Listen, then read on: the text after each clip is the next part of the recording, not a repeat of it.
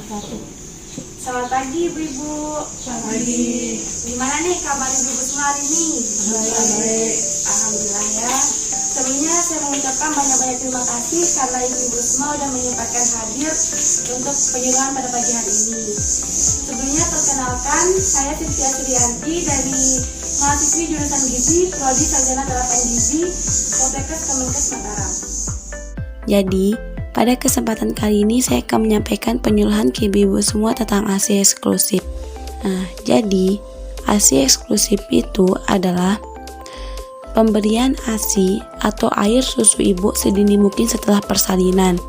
Diberikan tanpa jadwal dan tidak diberi makanan lain walaupun hanya air putih sampai bayi berumur 6 bulan. Lalu setelah 6 bulan gimana?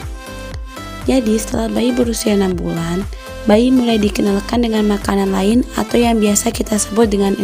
Selanjutnya ada kandungan zat gizi ASI. Di dalam ASI itu terkandung zat gizi apa aja sih? Sekarang kita bahas ya.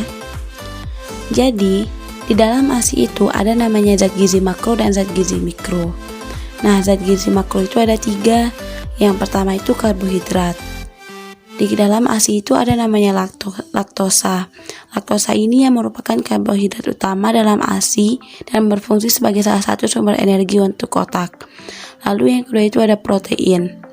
Jadi kandungan protein ASI itu tinggi dan komposisinya itu berbeda dengan protein yang terdapat di dalam susu sapi. Kalau di dalam ASI itu terkandung protein W yang lebih mudah diserap atau dicerna oleh usus bayi, sedangkan di dalam susu sapi itu lebih banyak mengandung protein kasein yang lebih sulit dicerna oleh usus bayi. Dan yang ketiga itu ada lemak. Kadar lemak dalam ASI itu lebih tinggi dibanding dengan susu sapi dan susu formula. Akan tetapi kadar lemak yang terdapat di dalam ASI itu seimbang antara asam lemak jenuh dan tak jenuhnya, berbeda dengan susu sapi yang lebih tinggi kandungan asam lemak jenuhnya. Seperti yang kita ketahui, konsumsi asam lemak jenuh dalam jumlah banyak dan lama tidak baik untuk kesehatan jantung dan pembuluh darah. Nah, setelah zat gizi makro ada namanya zat gizi mikro. Zat gizi mikro itu ada 2. Yang pertama itu ada vitamin dan yang kedua itu ada mineral. Nah, vitamin ini dibagi lagi menjadi 2. Ada vitamin yang larut dalam air dan ada vitamin yang larut dalam lemak. Vitamin yang larut dalam air itu ada vitamin B, asam folat, dan vitamin C. Sedangkan vitamin yang larut dalam lemak itu ada vitamin A yang bagus untuk kesehatan mata, vitamin D yang bagus untuk kesehatan tulang, vitamin E yang berfungsi sebagai ketahanan sel dinding darah merah, dan vitamin K yang berfungsi dalam pembekuan darah. Nah, keempat jenis vitamin ini sudah tersedia di dalam ASI, baik itu dalam jumlah banyak maupun sedikit. Oleh karena itu, ibu-ibu harus menjaga kadar vitamin di dalam ASI ini dengan mengkonsumsi makanan yang bergizi. Lalu zat gizi mikro yang kedua itu kan ada mineral. Mineral utama yang terdapat di dalam ASI itu adalah kalsium. Fungsinya itu untuk pertumbuhan jaringan otot dan rangka, transmisi jaringan saraf dan pembekuan darah. Selanjutnya itu manfaat ASI eksklusif. Apa aja sih manfaat memberikan ASI eksklusif bagi ibu dan bayi? Yang pertama yaitu melindungi bayi dari kuman. Nah, yang kedua itu menyediakan nutrisi lengkap. Yang ketiga yaitu jaminan asupan higienis dan aman. Nah, keempat itu membuat bayi tumbuh sehat dan cerdas. Kelima, mencegah diare dan malnutrisi. Keenam, memperkuat ikatan atau bonding. Yang ketujuh itu mengurangi resiko kanker. Yang kedelapan itu membantu memberi jarak pada kelahiran. Nah, yang kesembilan itu menghemat biaya.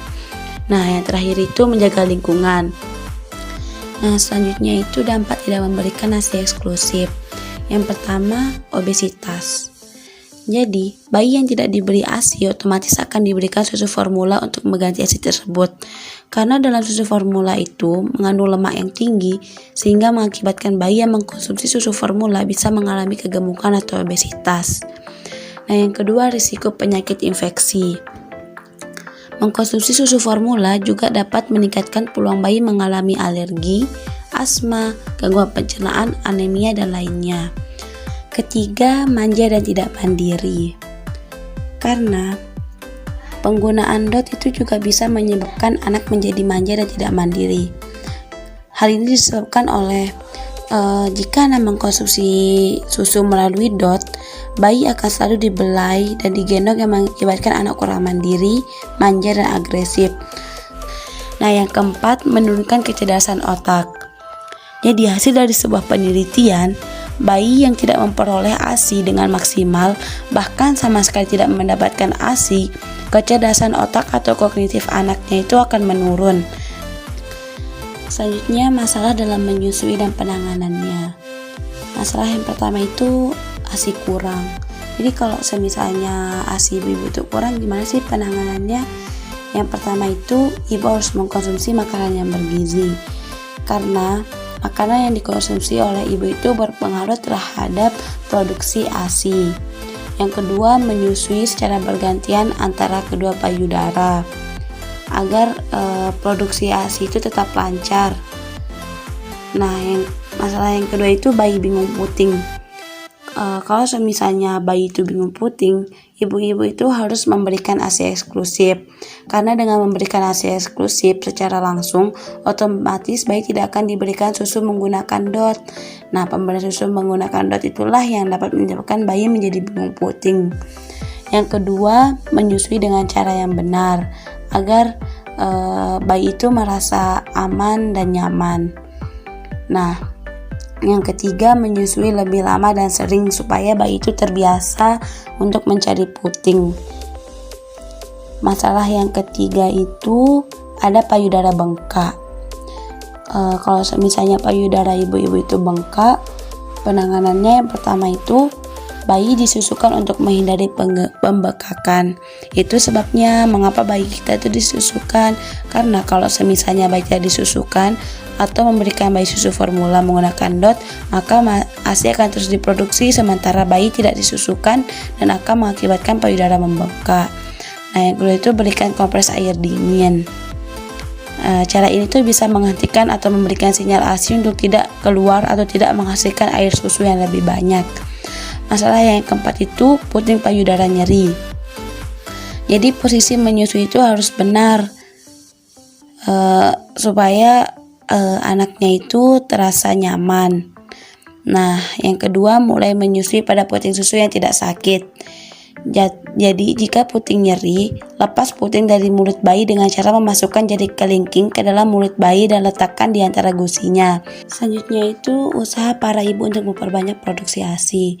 Yang pertama, secara psikologis ibu harus yakin dan percaya diri. Yang kedua, jangan sekalipun ibu-ibu berpikiran untuk pemberian susu formula. Nah, yang ketiga itu inisiasi dini sangat penting. Nah, yang keempat itu konsultasi masalah pemberian ASI. Nah, yang kelima itu makanan ibu harus bergizi. Dan yang terakhir bisa dilakukan dengan perawatan payudara seperti pemijatan payudara atau kompres air hangat maupun air dingin secara bergantian. Pemaparannya udah selesai. Sekarang sesi tanya jawab. Oke, kalau semisalnya enggak ada, saya yang bertanya ya, nanti bakal ada hadiahnya. Pertama nih, siapa yang bisa jawab? Apa yang dimaksud dengan ASI eksklusif? Memberikan ASI sedini mungkin setelah melahirkan, setelah persalinan diberikan tanpa jadwal dan tidak diberi makanan lain, walaupun hanya air putih sampai bayi berusia 6 bulan. Makan makanan yang lain selain ASI. Jadi dengan berakhirnya tadi sesi tanya jawab yang tadi itu udah berakhir kegiatan kita pada pagi hari ini. Terima kasih banyak kepada ibu-ibu semua yang udah menyempatkan hadir ke acara ke acara penyerahan pada pagi hari ini. Semoga bermanfaat ya dan bisa diterapkan dalam kehidupan sehari-hari. Terima kasih. Assalamualaikum warahmatullahi wabarakatuh. Waalaikumsalam. Warahmatullahi wabarakatuh.